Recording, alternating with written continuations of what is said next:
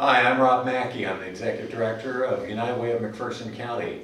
And with us today are representatives of Crime Stoppers of McPherson County. We'll start with Jack Rader. Jack? Hello, I'm Jack Rader. I'm a member of the community and I'm privileged to have served on the Crime Stoppers board for several years. Many of you have heard of Crime Stoppers and understand its importance in helping to solve crime.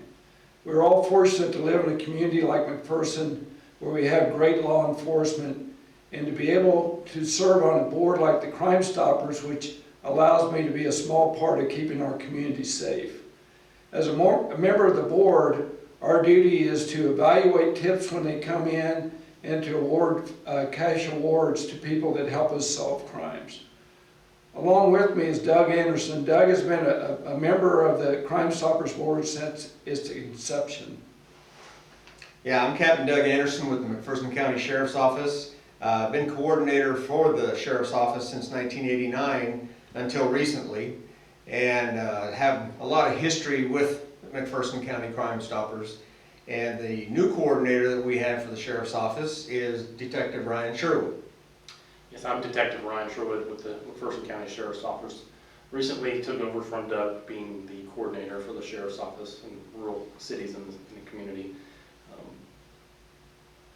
We also have with us Lieutenant Stacy Snyder with the McPherson Police Department. Yes, I am Lieutenant Stacy Snyder in the McPherson Police Department. I'm also one of the coordinators for the Crime Stoppers organization.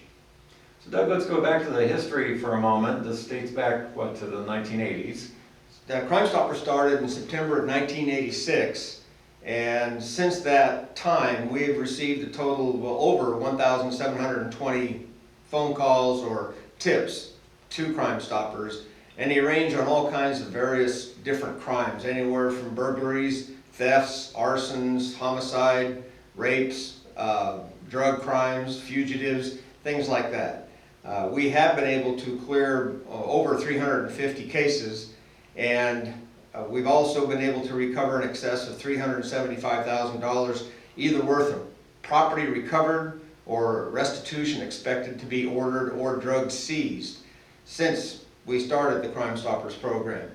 And some of the tips have been kind of interesting, some of the reward payments have been interesting, but I will just go over a couple of them. In 1988, we had numerous residential farm burglaries taking place in our county. We received a tip identifying the subjects involved with that, and in the long run of that, I think we solved about 30 cases, not only in our county, but Saline County, Harvey County, Reno County, Rice County, and Marion County, and made 2 arrests off of that, but recovered thousands of dollars worth of stolen property. We've also received tips concerning homicides. We've received one of the payoffs, the most interesting payoffs that we had was back when the old TG&Y store was still here. The tipster requested that and the rewards are paid in cash. They're not paid with a check. So we don't know who the person is to write the check out to anyway. And like Jack related to, the board is the one who makes the decision on how much money to pay. This particular tipster wanted to get his money in a brown paper bag next to the western light pole at the old TG&Y parking lot, leave it there at, I think it was 11 or noon or something like that, and then we drive over to the east side and he will come in from the west side and pick up his money. So that was the most unique way of paying off. Times past, we've had the payoffs done here at the Chamber of Commerce office, and we've also done them, now we do them at the People's Bank drive-through window. And we let the callers know when, at a certain time, day and time, to go to the bank to receive their money. That is just some of the history of Crime Stoppers. It's been a very helpful program, and I would strongly encourage it to continue. Thank you, Doug. So Ryan and Stacy, times have changed. Used to be it was a phone call to Crime Stoppers. Now there are many different ways to contact Crime Stoppers.